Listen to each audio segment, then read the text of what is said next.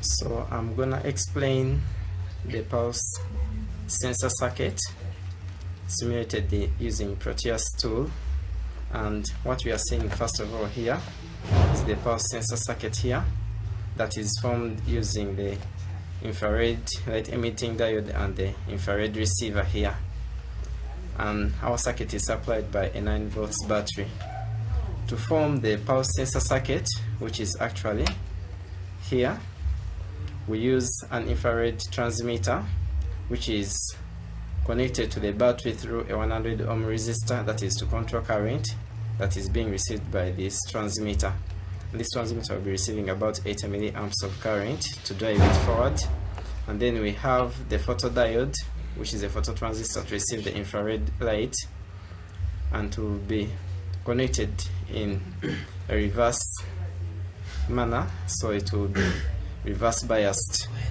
So when this infrared diode emits infrared light at about 940 nanometers, that light is received by the photodiode, and this photodiode produces a voltage that is picked from this point and then fed into our amplifier circuit.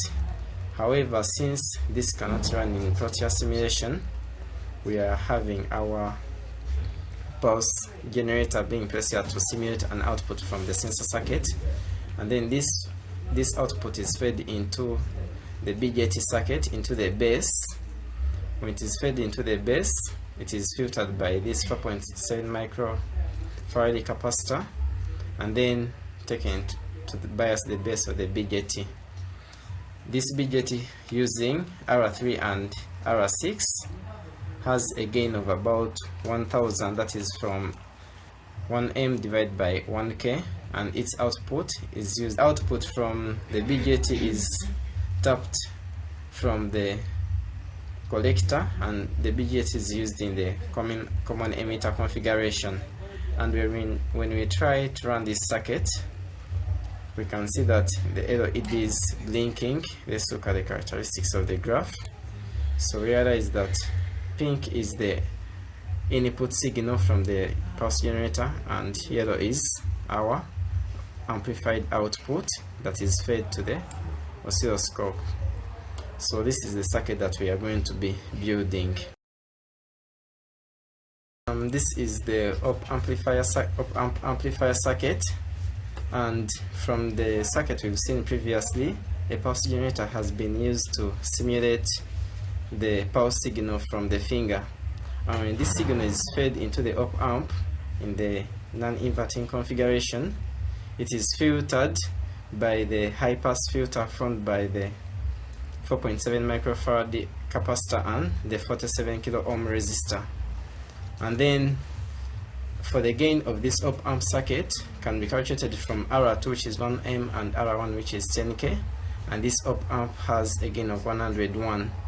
And when this signal, the amplified output, when we run it, we see that we can have the LEDs blinking, and we can have a replica of our input signal. The input is the one in the pink, and the output is the one in the yellow graph, and we can see that it is amplified.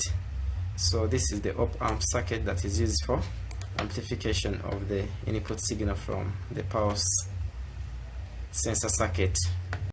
Our components are, we have the infrared transmitter, which is the blue one, then the receiver is the black, we have the 1 mega ohm resistor, and then the 1 kilo ohm resistor. In this circuit, our receiver is reverse biased. They are connected, the receiver is connected reverse biased way, and we tap the output from the voltage divider, connect the multimeter, test the VAP to see what we are getting as the output, and we realize that our circuit is giving us some variations, which we assume to be the pulse. Afterwards the output is fed into the amplifier circuit. So the output is connected to the amplifier circuit for amplification and removal of noise due to external interference.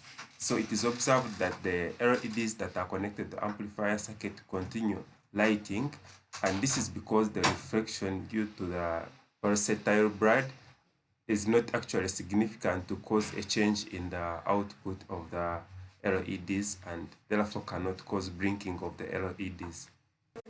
When the finger is placed on the sensor circuit and the output fed into the oscilloscope, it shows a signal with a very low magnitude and so much distortion. And this is due to the interference from the environment and because it has not been filtered yet. But when the output is fed into the op-amp amplifier circuits, a higher level output with less distortion is obtained due to the filtering.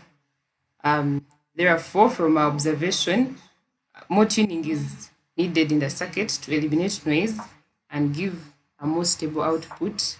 And also, the sensor circuit should be shielded from ambient light to reduce on the interference.